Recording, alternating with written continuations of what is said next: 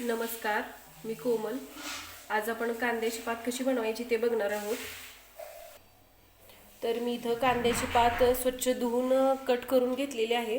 हे बघा, पाणी वगैरे अजिबात नाही. तर पाणी जास्त राहू नये कांद्याच्या पातीमध्ये, त्यासाठी सुरुवातीला कांद्याची पात धुवून घ्यायची आणि नंतरच कट करायची. तर कांद्याच्या पातीचे छोटे कांदे आहेत ते सुद्धा मी घेतलेले आहेत. कांद्याच्या पातीच्या भाजीला छान अशी टेस्ट येते, त्यासाठी मी छोटे छोटे कांदे सुद्धा घेतलेले आहेत. तर मी कढई गरम करायला ठेवलेली आहे. कढईमध्ये तेल टाकून घ्यायचं आहे.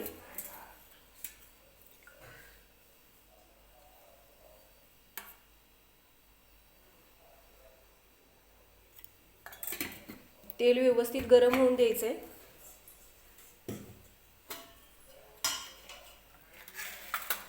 भाकरीसोबत ही कांद्याची पात जी आहे ती खूप छान लागते खायला. तर माझी तर फेवरेट आहे.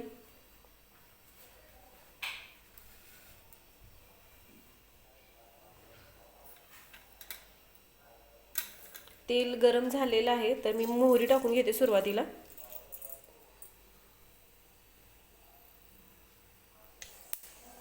तर मोहरी छान तडतडली आहे. आता मी जिरे टाकून घेते.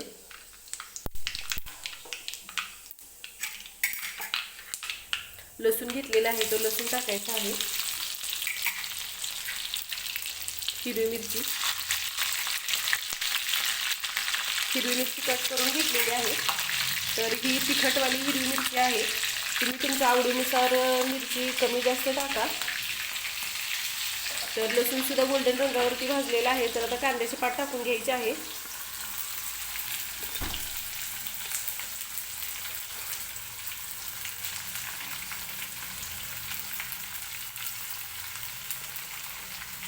अगदी कोरडी अशी झालेली आहे ही पात जी आहे ती. कट करून जर कांद्याची पात धुतली तर खूप जास्त पाणी राहतं पातीमध्ये. त्यासाठी सुरुवातीला कांद्याची पात धुवून घ्यायची आणि पाणी व्यवस्थित झाडून घ्यायचं पातीमधून, आणि नंतर कांद्याची पात कट करून घ्यायची. व्यवस्थित मिक्स करून घ्यायची आहे कांद्याची पात. पाणी वगैरे टाकायचं नाही पातीला, त्यामुळं कांदा असल्यामुळे ह्या कांद्याच्या पातीला पाणी सुटतं, त्यामुळे पाण्याचा वगैरे वापर करायचा नाही. तर आज मी शेंगदाण्याचं कूट टाकून कांद्याची पात बनवणार आहे.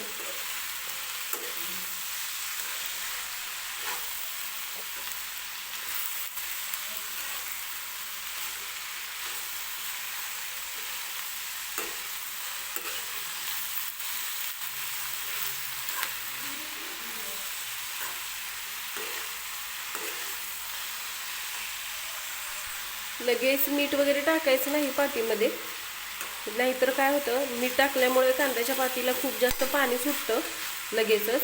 मग खूप जास्त पाणी सुटल्यासारखं होतं भाजीला.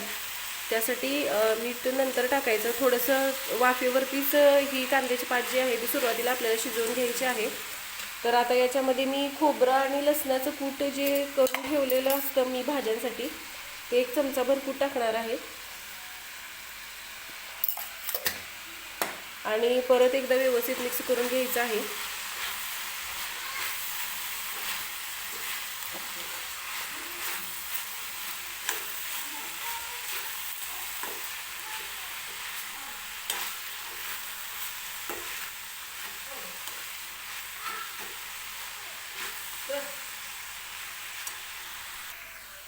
अगदी मीडियम आचेवरतीच मी ही कांद्याची पात जी आहे ती वाफेवरती शिजवून घेते सुरुवातीला. तुम्ही बघू शकता, कांद्याची पात ज्यावेळेस कढईमध्ये टाकली होती त्यावेळेस भरपूर अशी दिसत होती, आणि जसजशी ती वाफेवरती शिजली जाते तशी ती कमी होत जाते. बघू शकताय तुम्ही.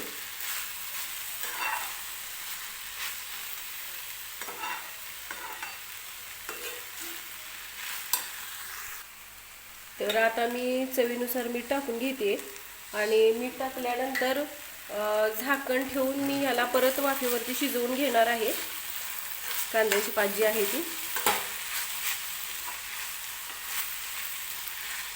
गरम गरम ज्वारीची किंवा बाजरीची भाकरी आणि कांद्याची पात छान लागते खायला.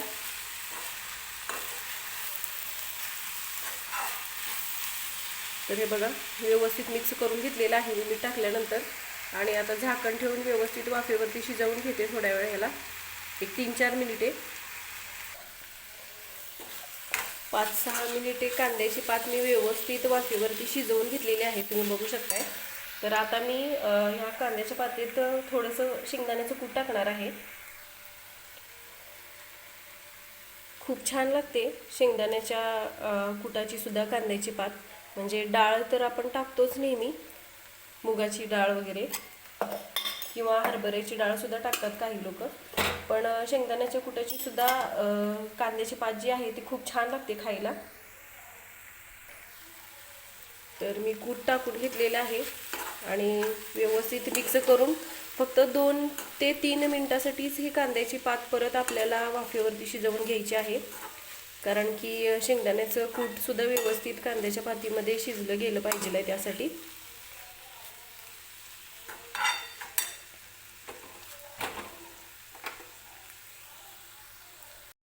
तर हे बघा तयार आहे गरमागरम कांद्याची पात आणि सोबतच ज्वारीची भाकरी आहे. तर तुम्ही सुद्धा अशा पद्धतीनं कांद्याची पात नक्की ट्राय करून बघा. आणि व्हिडिओ आवडला तर व्हिडिओला लाईक करा, चॅनलला सबस्क्राईब करा, सोबतच बेल आयकॉन सुद्धा प्रेस करा, म्हणजे मी रेसिपीच्या रोज नवनवीन व्हिडिओज अपलोड करते त्या तुम्हाला पाहता येतील. चला तर मग नक्की ट्राय करून बघा अशा पद्धतीनं कांद्याची पात.